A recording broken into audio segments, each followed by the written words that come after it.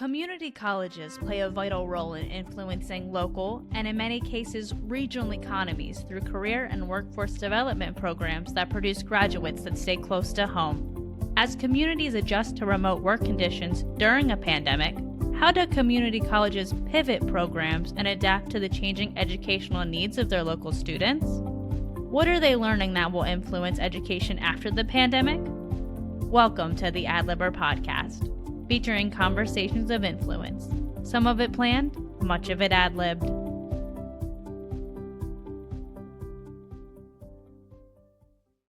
Welcome back to the AdLibber. I'm your host, Jay Scott. On today's episode, we're discussing how educational institutions have supported their communities during the pandemic. Co-hosting with me today is Mandy Arnold, Gavin's president and CEO, who will be telling you more about our special guest, Dr. John Sygielski, aka Dr. Ski, president of HACC, Central Pennsylvania's Community College.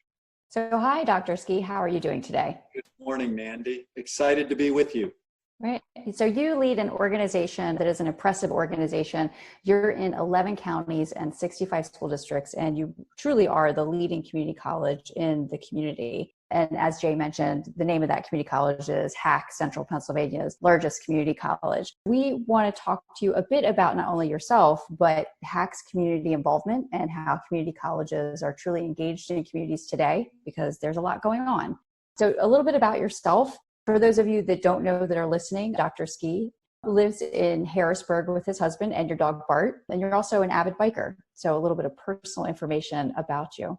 So we wanted to kick it off today, hearing from you, especially today, given everything that's going on in the world and the local community. Why are community colleges so important right now? Well, thank you, Mandy, for this opportunity. I appreciate it. Community colleges have played a significant role over the last several decades in looking at ways that they can help to be a partner in their communities. So from a community college perspective, I would say that there's two prongs. One of the prongs has to do with the traditional credit courses that are transferred, in our case, to nearly 100 four-year institutions. And most are transferring to Millersville, Shippensburg, and Penn State Harrisburg.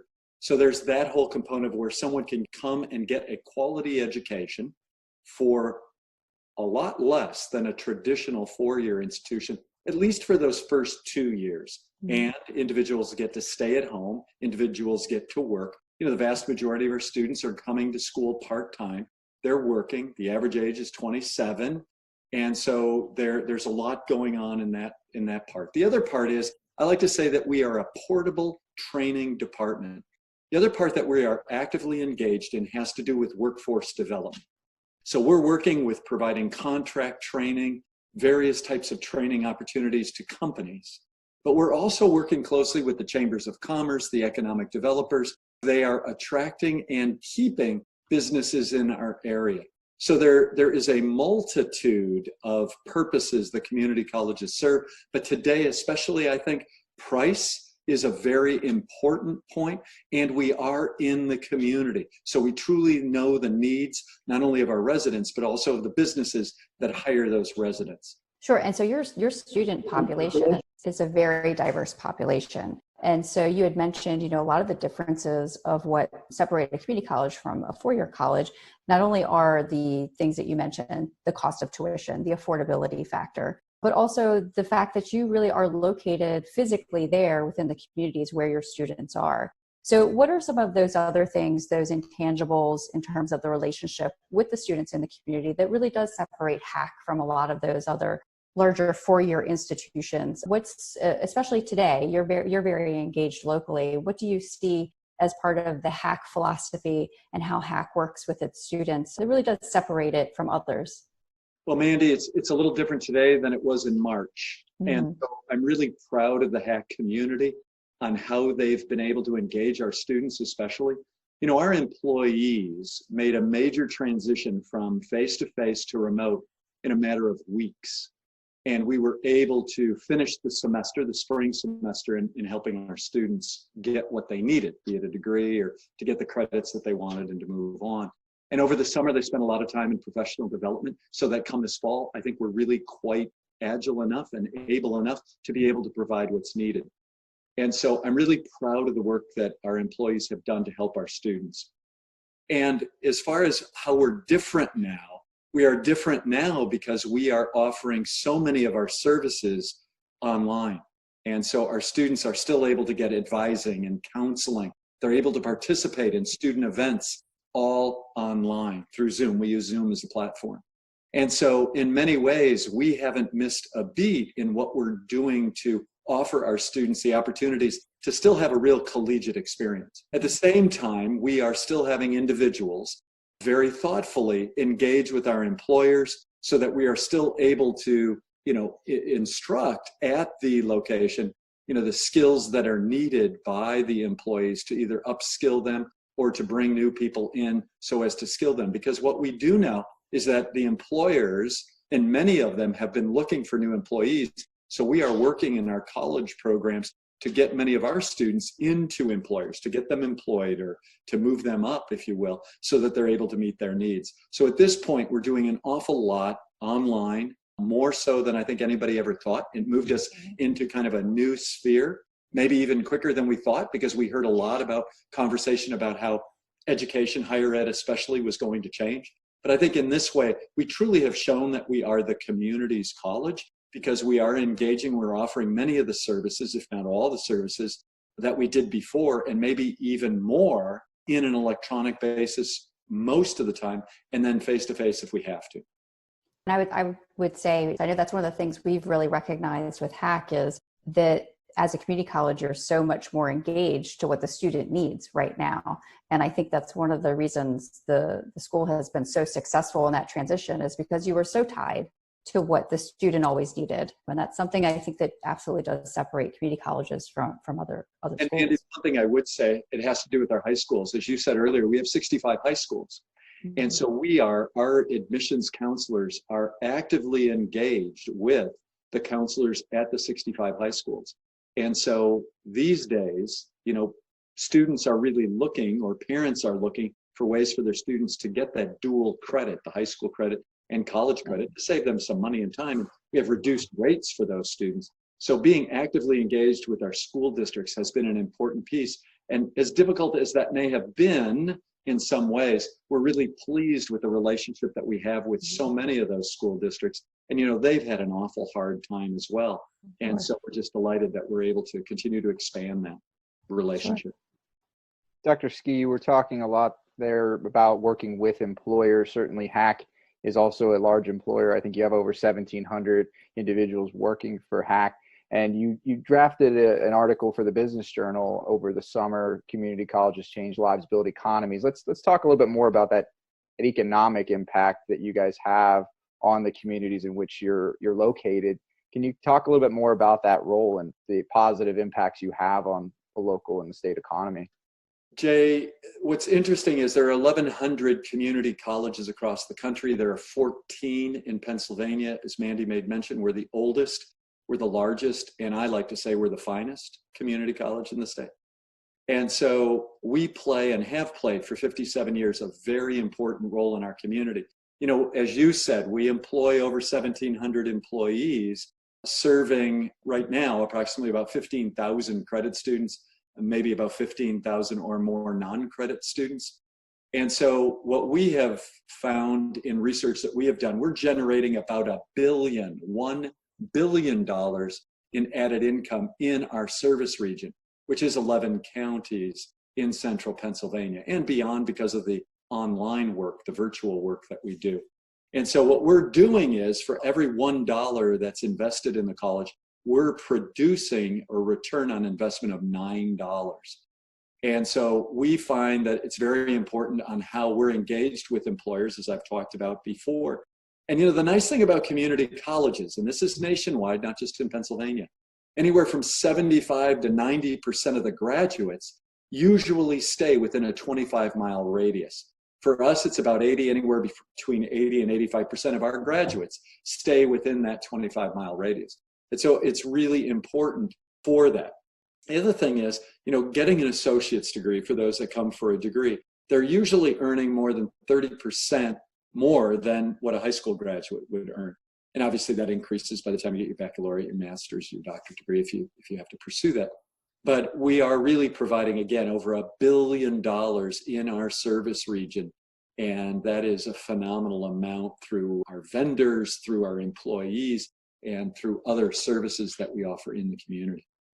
Right. That's especially important now, right? During the pandemic, certainly you're playing a vital role in helping people, employers find jobs, helping connect graduates with those opportunities. And as you said, the, higher earnings potential that comes along with that, degree, whether it's the associates or taking a step beyond that, it's very, very, very important, especially during, these tough economic times. It truly. And if I could add, I was at our York campus. We have 5 campuses: Gettysburg, Harrisburg, Lancaster, Lebanon, and York. And I was on the York campus. The nursing students, as you know, the college itself is open, the campuses are closed, except for about 1,500 students who sometime over the semester have to be on one of the 5 campuses. And it's mainly in our healthcare programs and in our trade program. And so what I did is I visited our nursing, and what I found interesting, our nursing students, what I found interesting is I was told by our nursing instructor that all of the nursing students have a job offer. I was in another class where I heard every one of them, in a trades class, every one of them had a job offer, and some might not even finish the program because the employer wants them tomorrow. And so it is an interesting time right now. A lot of it has to do with the program that you're in, obviously the occupation that you're pursuing, but it was quite encouraging to hear, especially about the nursing students, but every one of them had a job offer. So I know you mentioned, Dr. Ski, the healthcare industry, some of those jobs being in high demand. There's also, caring for students in terms of the health and health equity. Access to care is a hot topic right now. And, community colleges have a great reputation in really being more engaged with the student base and helping them really have a well-rounded access to health resources on campus. And so what role do you see HACC playing in terms of improving public health and the promotion of health equity? Well, we play, I think, Mandy, more of a role than we maybe ever had. We're a commuter college, and so students will come on for their classes or their activities and then return to their jobs and homes and all the rest of that. We are finding since March that we are becoming more of a safe haven, more of an island, if you will, so that students are able to access our services. As I mentioned earlier, with our advising and all for academic work, we're doing much more work in that area. But we also have a relationship with a provider where our students can gain the mental health assistance they may need. And so we are also doing other things when we look at and talk to our students: housing, food, childcare, transportation. Those are the 4 areas that many of our students are struggling with. And so we have found very creative ways, thanks to our college's foundation and the generosity of many donors in our service region and beyond our service region, who are providing us opportunities to be able to get laptops to our students, to get hotspots so that they can have internet connections to our students, to get groceries to our students, to help pay for apartment rentals, to help with car issues, any emergency that comes up. The college has become that oasis and been that provider, that partner to help our students, because as I like to say, our students' future is truly our focus. And because we have so many people who care greatly about the college and who contribute to the foundation of the college, we are able to pass that goodwill and those resources on to our students so that they can still stay and finish and achieve their goal, be it graduation, getting a better job, and transferring to another institution. You talked about, obviously, virtual, the environment that we're in. We're all utilizing Zoom. Certainly, you guys, community colleges are typically, I feel like, more nimble and be able to react faster. Do you feel like you were better positioned for a pandemic? I know we never want to say, let's go through a pandemic, but we're living it. Were you better positioned as a community college to be able to react and take the appropriate action to come up with solutions for your students over other schools? Jay, we believe, and again, I don't know a lot about the other schools, but I will say from those that I've interacted with and those who have called us to consult with us, be it the secondary or the post-secondary, when they've come to call me or others on the cabinet about what we've done, we were much better prepared. We were much better prepared because we have a very strong and very seasoned virtual learning experience at the college that's gone on for many years. So many of our employees in the virtual learning segment were able to mentor and coach many of those who really didn't expose themselves to remote or virtual learning. And so we feel that because of the experience, proven experience, successful experience we've had, we were able to migrate much better. Prior to that, several months before that, we had gone to an online mental health delivery model as one option. That also helped in the pandemic, especially early in the pandemic, when many were trying to figure things out and they were trying to understand, how do I survive in an isolated environment? How do I deal with, especially if I'm an extrovert, how do I deal with people when I can't touch them and hug them and see them and all the rest of that? And so I really do believe, Jay, that we were in very good shape on many levels, from an operational perspective, from an academic delivery perspective, from a services perspective. We were very good and ready. I also think the other thing that we have been called upon and we're doing is sharing our best practices nationwide, regionally, and locally with how we were able to transition, again, to our secondary and our post-secondary partners, as well as, colleagues. We've really been seen as an organization that's willing to help from the lessons that we have learned. Not perfect, but I think we did a very, very good job in migrating. Right. I mean, I know there was some concern in the springtime as we're coming through this process and thinking about recovery. Will community colleges be able to handle the influx, the increased demand that you might see? And I'm sure, based on what you just said, you feel like you were able, you disagree with the statement that you wouldn't be able to handle the influx. You certainly have to this point. I think you said it earlier, and one of the strengths of community colleges is that we are nimble, we are agile, we're so connected to the community that staying relevant and current in our coursework is in large measure to the individuals who serve on our advisory committees for all of our credit and non-credit programs. So it allows us to be nimble and agile and to change courses and to change programs and develop programs. I think of our mechatronics program down in the snack food capital of our service region, down in that Hanover, Gettysburg, Franklin County area. We were able to come in quickly and put together a curriculum for mechatronics, which is a combination of industrial maintenance, electrical maintenance, people who are skilled in that area are working on conveyor belts and those types of things to fix them. And so the snack food companies like, Snyder's and all the rest, wanted something, needed something quickly. And in a matter of weeks, we were able to put something together, and it's thriving now. And it's branched out into, the food business in that area, the apple capital of the Mid-Atlantic, I think, and into other manufacturing areas in that way. And that's just one example of how, because we're staying in touch, we know these people, and they can come to us to say, we want you to be our portable training department. Here's what we need. And we have the expertise in-house that we're able to put it together in short order and get it out there. So I know you've given us some really great examples of the changes that have occurred because HACC is so engaged in the community and so in touch with what the needs are in real time. As you look ahead in post-pandemic, I know we've talked a lot about the improvements, the advancements that have been made to benefit the students and the community during the pandemic. As you look ahead post-pandemic, how do you think HACC's role may change, or what do you see ahead? We're excited about the future, and we're starting to plan for it now.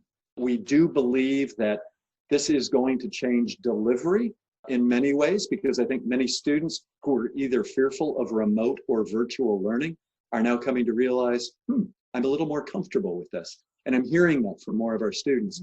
So I think we're going to see more of our coursework offered remotely and virtually. I think we'll see more of that.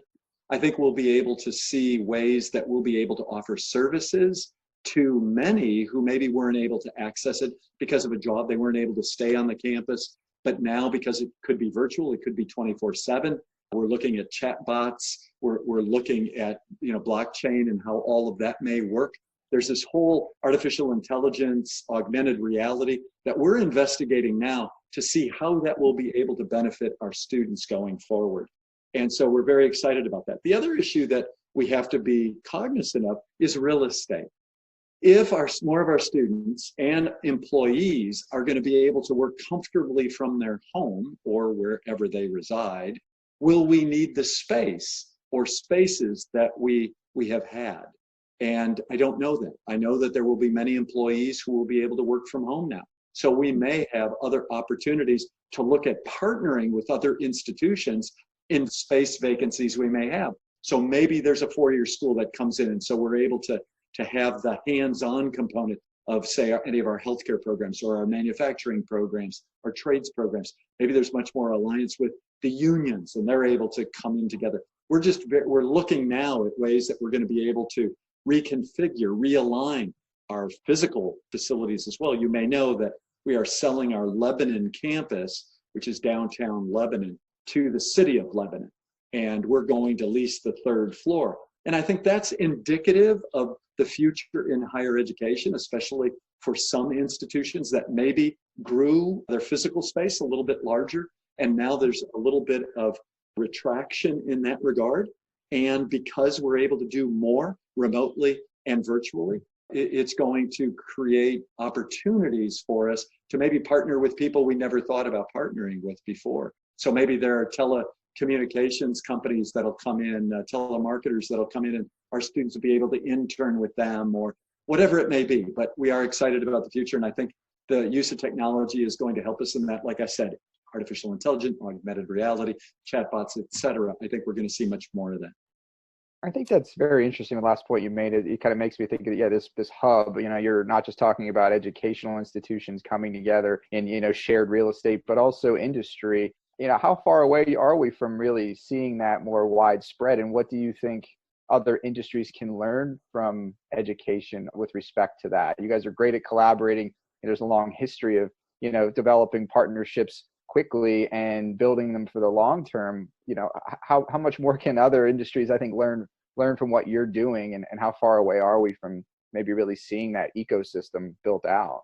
I'm going to start from what I know, Jay, and I'm going to say in the higher ed space, one of the things that we've been trying to do over the last couple of years is to engage in conversations with our higher ed partners. And we have a very good relationship with all 19 of the 4-year institutions in our service region. And we've engaged their presidents, their chief financial officers, chief information officers, to look at ways that we may be able to partner in new and novel ways. We do not believe that we own anything. We believe that we are a partner. And so we look forward to partnering with our 4-year partners. We look forward to partnering with proprietary schools if we must, as well as, our high schools and businesses in general. So I would say we're going to see, over a period of time, we're going to see more of our 4-year institutions look with us at how we can combine our efforts. I think the days of great growth, building growth on college campuses may be slowing down in a big way. I think people are going to look at retrofitting buildings to meet whatever needs there are. An example for us is our student center. We remodeled our student center several years ago, and we cut the size of our student center in the dining hall. And we cut it in size, we decreased the size in the dining hall, because after a year of study, we came to realize that currently and going forward with online and remote learning, students aren't going to be coming to that student center like they once did. You and I, who had an 8 o'clock class and then maybe an 11 o'clock class, you'd go to the student center and you'd hang out for 2 hours, study, eat, play, games, video games, whatever it may be. Well, we built the student center knowing that we're not going to have 1,000 students who are going to be hanging out there all day. And we were right. We reduced the size for students. We enhanced the size of the services available for students. So additional spaces and then additional spaces for student activities. And that's proved us right, because with online and remote, students are doing much more off campus. We see the growth of esports and what's going on in esports. And so we're getting into that. Many schools are. In the Harrisburg area, we have a national champion in the Harrisburg University. And so we're working with them to try and develop our esports. So again, this does go to show that there's so much that's exciting, really, the opportunities, the change. We never use the word new normal because we don't believe there's going to be a normal. We believe that it's going to consistently change, and we're excited about those opportunities. And we must be, because if we're not going to be competitive, and we're not going to be able to help the region. And that's where I go back to working with the 4-year institutions. We're looking forward at really integrating, because Jay, I'm not sure in our lifetime, but will there be a blurring of a 2-year degree, a 4-year degree? We hear much more about credentials. Employers today are not that interested, many are not that interested in a 2-year degree or a 4-year degree. They want to make sure that there's competencies built into a credential, and they'll hire a credential. Many of the employers I've been talking to over the last several months have said to me, Ski, we really, really are glad that students will go get their associates and hopefully their bachelor's degree. But we need somebody who's skilled right now, who's approved right now, who has the skills we need to come in and do it right now. We'll help them, get their associate's or bachelor's degree to round them out to be, a well-rounded, educated person. But right now, we need to compete globally. We need somebody who has that. And mechatronics is a great example. They come to us for 14 weeks to start. Get the theory, get the rest. Then they go out 14 weeks to be on the job. And that's what we're going to see much more of is credentialing, skilling, and then moving in. So that's going to change. It's going to really put a lot of institutions in a new way. So I think you're going to see new partnerships, new ways of operating. How that translates into the business community, Jay, in some ways, I want to say we can learn a lot from the business community and how they've already partnered. Dr. Ski, I love how passionate you are about this topic. I mean, you've given us a lot of great insights on how HACC is already impacting the community. And I'm excited to see how this model continues to evolve to serve folks here in central Pennsylvania and beyond. So we really want to thank you for coming on the Ad Libber today to share your perspective. Thank you very much. Thank you for coming on. Thank you all. Thanks. Thanks for what you're doing to get the word out. Thank you for listening to the Ad Libber podcast. To find new episodes and get more content from our team here at Gavin, make sure to visit our website at adlibberpodcast.com. The Ad Libber is also available on Spotify and Apple Podcasts.